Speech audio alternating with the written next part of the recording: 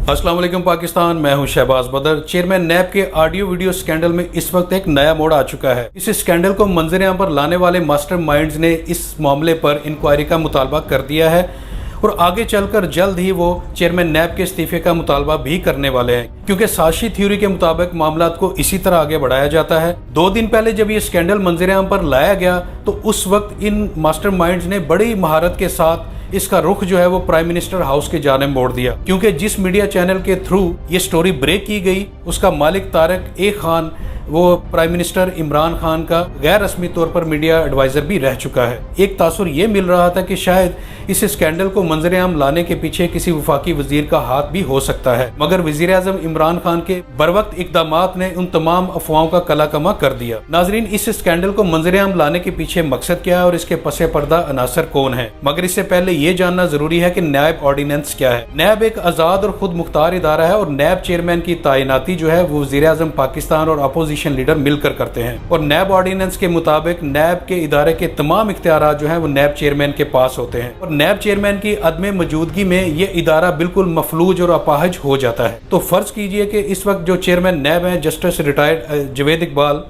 वो मुस्ताफ़ी हो जाते हैं और उसके बाद एक नए नैब चेयरमैन की तैनाती दरकार होती है।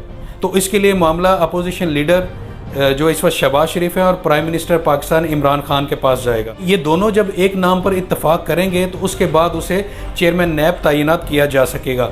मगर आप खुद सोचिए कि इमरान खान और जो अपोजिशन लीडर हैं शहबाज शरीफ, क्या ये दोनों एक पेज पर हो सकते हैं? ये बिल्कुल कतई नामुमकिन बात है। और जब तक नैब चेयरमैन अपनी सीट नहीं संभालेगा तो नैब के अंदर जितने भी रेफरेंसेस और इंक्वायरीज हैं वो तातुल का शिकार रहेंगी। इसका मतलब ये भी है कि जितने भी मामलात हैं जिन पर गिरफ्तारियां होने जा रही हैं, जिन पर सजाएं होने वाली हैं, जो इंक्वायरीज रेफरेंसेस में बदलने वाली हैं, वो तमाम की तमाम जो है वो तातुल का शिकार हो जाएंगी। तो इसका यकीनन फ़ायदा उन तमाम लोगों का है जिनके केसेस इस वक्त नैब में चल रहे हैं। तो अब ये जान लीजिए कि किन किन पार्टीज़ के और अफराद के जो इस वक्त केसेस हैं वो नैब में इस वक्त चल रहे हैं। इनमें सर फहरिस्त नाम जो है वो आसिफ अली जरदारी का है। आसिफ अली जरदारी पर इस वक्त 6 से ज़्यादा रेफरेंसेस और 15 से ज़्यादा इंक्वायरीज इस वक्त चल रही हैं। इसके अलावा पीपल्स पार्टी के ही जो सिंध असम्बली के जो वजीर हैं, मिनिस्टर्स हैं, उनके ऊपर भी नैब के रेफरेंसेस और इंक्वायरीज हैं, जिनमें सिंध असम्बली के स्पीकर भी शामिल हैं। उसके बाद नंबर आ जाता है शरीफ फैमिली का। नवाज शरीफ और मरियम नवाज जो है वो ऑलरेडी कन्विक्टेड हो चुकी हैं। इसके अलावा जो है शहबाज शरीफ पर नैब रेफरेंसेज है, हमजा शहबाज, सलमान शहबाज पर नैब इंक्वायरीज और रेफरेंसेज हैं और इसके अलावा शहबाज शरीफ के दामाद जो है इन पर भी नैब रेफरेंसेज है। इसके बाद तीसरे नंबर पर हैं चंद वफाकी वजीर। तहरीक इंसाफ की जो मौजूदा हुकूमत है उसमें चंद वफाकी वज़रा के खिलाफ भी इंक्वायरीज जारी हैं। इसके बाद नाम आता है बड़े बड़े बिजनेस टाइकॉन्स का, जिस तरह के मलक रियाज हैं, मियां मंशा हैं। इस तरह के 10-12 बड़े बड़े बिजनेसमैन हैं जिनका नाम इस वक्त नैब की इंक्वायरीज में शामिल है। ये वो तमाम स्टेक होल्डर हैं जिनको फौरी तौर पर फ़ायदा पहुंचेगा अगर चेयरमैन नैब इस वक्त मुस्ताफ़ी हो जाते हैं। अब हमारे लिए समझना मुश्किल नहीं रहा कि इस स्कैंडल को इस वक्त मंजर-ए-आम पर लाने वाले लोग कौन हो सकते हैं। यकीनन जो भी लोग हैं उनका ताल्लुक इन्हीं लोगों के अंदर से है जिनके केसेस इस वक्त नैब में चल रहे हैं। तो अगर सबसे पहले बात की जाए तहरीक इंसाफ के वफाकी वज़रा की तो उसमें परवेज़ खट्टक का नाम सबसे ऊपर है। इसके अलावा इमरान खान पर एक हेलीकॉप्टर के इस्तेमाल का केस है, एक छोटा सा केस है वो, मगर मेरा नहीं ख्याल कि परवेज़ खट्टक या इमरान खान या दूसरे जो लोग हैं वो नैब चेयरमैन को हटाने के लिए इस तरह का स्कैंडल मंजर-ए-आम पर ला सकते हैं, क्योंकि उनकी फौरी गिरफ्तारी का कोई इम्कान नहीं है। इसके बाद आ जाइए पीपल्स पार्टी के शरीक चेयरमैन है आसिफ अली जरदारी पर, जिनके ऊपर सबसे ज़्यादा इस वक्त रेफरेंसेज हैं और उनकी गिरफ्तारी भी किसी वक्त भी हो सकती है। वो इस वक्त 7 मुख्तलिफ रेफरेंसेज में अदालती ज़मानत पर हैं और उनकी ज़मानत किसी भी वक्त खारिज हो सकती है, तो उनकी फौरी गिरफ्तारी के चांसेस बहरहाल मौजूद है। इसके बाद नाम आता है शहबाज शरीफ का, जो कि इस वक्त लंदन फ़रार हो चुके हैं। तकरीबन वो यहाँ से बेल पर गए थे अपने इलाज के सिलसिले में और अब वापस आने का उनका फ़िलहाल कोई इरादा नहीं है। इसके बाद जो नाम आता है वो हमजा शहबाज है। हमजा शहबाज के ऊपर इस वक्त नैब रेफरेंसेज है और जिसमें वो ऑलरेडी बेल पर है और वो बेल भी किसी वक्त भी खारिज हो सकती है।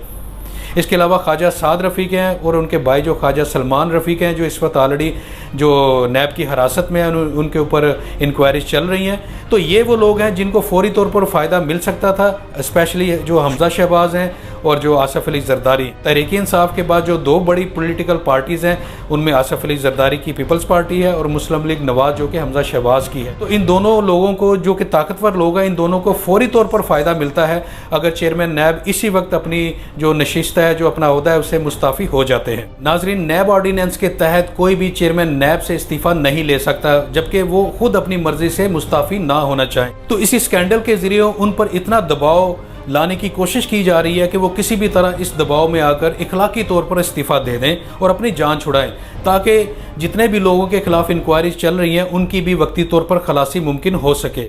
अगर कानूनी लिहाज से देखा जाए तो चेयरमैन इन ऑडियो वीडियोज़ की बुनियाद के ऊपर चेयरमैन नैब पर किसी किस्म की कोई कानूनी कार्रवाई नहीं की जा सकती, क्योंकि इसमें हरासमेंट का कोई केस नहीं है। इन वीडियोज़ और ऑडियोज़ में ये देखा और सुना जा सकता है कि जो कुछ भी हो रहा है वो उस खातून की वो मर्ज़ी से ही हो रहा है। तो इसलिए कानूनी तौर पर चेयरमैन नैब के खिलाफ किसी भी तरह की कोई कार्रवाई अमल में नहीं लाई जा सकती। ज़्यादा से ज़्यादा हम इसको कहेंगे कि इखलाकी तौर पर एक गिरावट का मुजाहरा है, और दूसरा है कि इसे हम एक ठरक का नाम दे सकते हैं, और ये वही ठरक है जिसका पाकिस्तानी मर्द जो है 70 से 80% मर्द इस बीमारी का शिकार हैं। अब आप ये मत समझिए कि मेरा इशारा आपकी जानिब है। नाज़रीन, कुछ फ़ैसले हमने खुद भी करने हैं कि हमने ये फ़ैसला करना है कि हमने हमायत किसकी करनी है, क्योंकि हमने ये देखना है क्या ये स्कैंडल इतना बड़ा है कि हम चेयरमैन नैब से जो मुस्ताफ़ी होने का मुतालबा किया जा रहा है उसकी हम हमायत करना शुरू कर दें, और इसके बाद जो है और चेयरमैन नैब की अदम मौजूदगी में वो तमाम केसेस और रेफरेंस और इंक्वायरीज जो इस वक्त चल रही हैं वो तातुल का शिकार हो जाएं, ताकि इस साजिश को बुनने वाले जो लोग हैं उनका कोई फ़ायदा निकल सके। तो कहीं ना कहीं इस मुस्ताफ़ी होने के मुतालबे की हमायत करके हम उस साजिश का हिस्सा तो नहीं बन रहे, क्योंकि ये समझना भी हमारे लिए बहुत ज़रूरी है। हमने ये फैसला भी करना है कि नैब के वो मेगा स्कैंडल्स ज़्यादा मोहलक है इस कौम के लिए, या चेयरमैन नैब का ये जो स्कैंडल इस वक्त मंजर-ए-आम पर आया है वो इस कौम के लिए ज़्यादा मोहलक है। तो ये फ़ैसला भी हम ही ने करना है। आप ये देखें कि जस्टिस रिटायर्ड जावेद इकबाल जो इस वक्त नैब चेयरमैन है, उनका जो पिछला तवील माजी है वो बेदाग रहा है। उन पर किसी भी तरह की मालियाती इखलाकी करप्शन का इल्ज़ाम नहीं लगाया जा सका। शुरू में जब सिविल जज तैनात हुए उसके बाद वो हाई कोर्ट के चीफ जस्टिस भी रहे, सुप्रीम कोर्ट के जज बने, और उसके बाद वो एक्टिंग चीफ जस्टिस के ओहदे पर भी काम करते रहे। तो इस दौरान उनके ऊपर किसी भी तरह की उनके मुखालफीन ने भी कोई उंगली नहीं उठाई। तो हमें इस बात को भी समझना बहुत ज़रूरी है। उम्र के इस हिस्से में अगर किसी ट्रैप का शिकार हो चुका है तो उस बारे में हमें ये भी जानना ज़रूरी है कि ये किन लोगों ने किया होगा, उनके पसे पर्दा मकासद क्या है, क्योंकि उनको जाने बगैर हम सिर्फ एक बंदे पर अगर उंगली उठा देंगे जिसका माजी बेदाग रहा है। नैब का जो इदारा है वो कोई इखलाकी सर्टिफिकेट बांटने वाला इदारा नहीं, बल्कि वो मालियाती स्कैंडल की इंक्वायरी करने वाला इदारा है। जस्टिस रिटायर्ड जावेद इकबाल पर किसी भी तरह का कोई माली स्कैंडल का इल्ज़ाम आज तक नहीं लगाया जा सका।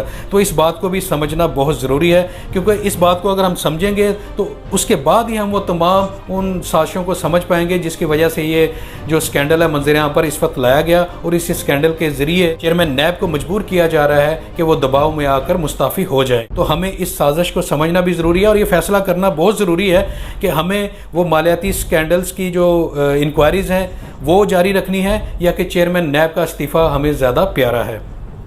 अगर ये वीडियो आपको पसंद आई है तो इसको लाइक कीजिए, हमारे चैनल को सब्सक्राइब भी कीजिए, और बेल आइकन के बटन को भी दबा दीजिए ताकि आइंदा भी आपको ऐसी वीडियोस मिलती रहें। शुक्रिया।